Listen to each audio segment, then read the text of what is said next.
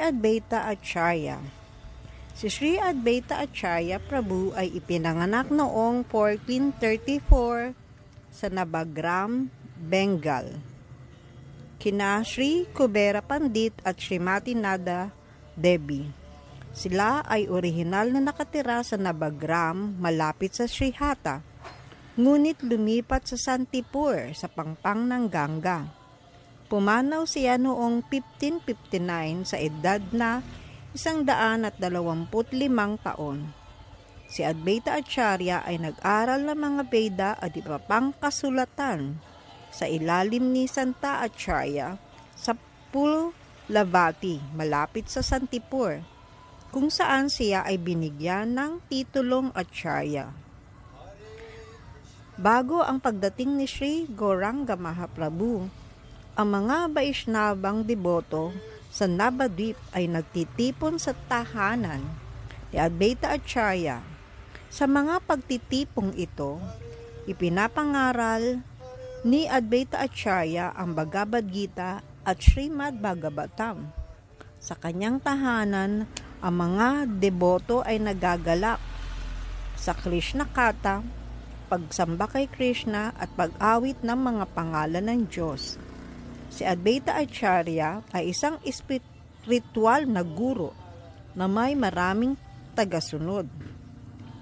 Ang nakatatandang kapatid ni Sri Chaitanya na si Vishvarup ay araw-araw na bumibisita sa kanyang tahanan upang sumali sa pag-awit at pagsayaw ng Sankirtan. Ginugol niya ang karamihan ng kanyang buhay sa Shantipur kasama ang kanyang pamilya at naging respetadong pinuno sa pagtaguyod ng debosyonal na paglilingkod sa Panginoon. Nabagabag si Advaita Acharya sa lumalaking pagkakalimot ng mga tao sa espiritual na gawain at kanilang paghahangad sa material na kayamanan. Nagdasal siya ng masidhi sa Panginoon. Sinamba ang kanyang shaligram, shilas, gamit ang mga sagradong dahon ng tulasi at tubig mula sa Ganga.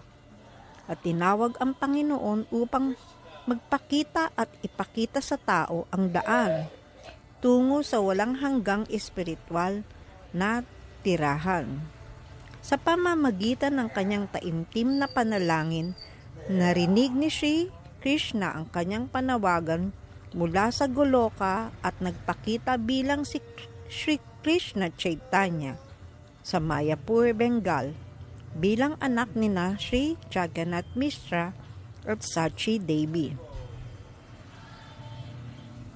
Ang mga lila ni Sri Advaita Acharya Prabhu ay napakarami at mahiwaga upang maunawaan ng karaniwang kaisipan.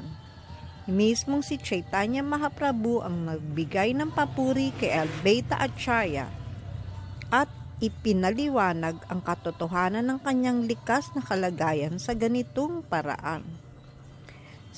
Si Advaita Acharya ay Diyos mismo. Dahil sa kanyang pakikisama, ako ay naging dalisay, sapagkat walang sino man ang may ihahambing sa kanyang debosyon kay Krishna. Gayon din sa kaalaman sa mga banal na kasulatan. Siya ay tinawag na Advaita Acharya. Sa kanyang awa, kahit ang mga milechas ay nagiging mga deboto ni Krishna. Sino ang makapaglalarawan ng lawak ng kanyang kapangyarihan at ng kanyang debosyon? Ang Narasimha Shaligram, Shila, at mga diti na ginawa ayon sa imahe ni Sri Madan Gopal na sinamba ni Sri Advaita Acharya ay makikita pa rin sa Santipur, sa Madan Gopal Para,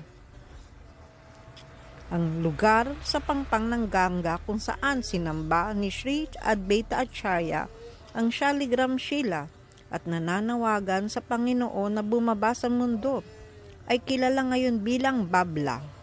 Isang templo ang itineyo bilang alaala ng mga lila ni Advaita Acharya sa lugar na ito. Lahat ng papuri kay Advaita Prabhu ang pagkakatawang tao ng kataas-taasang persona ng Diyos. Siya ang nagtulak kay Krishna na magpakita at iligtas ang buong mundo.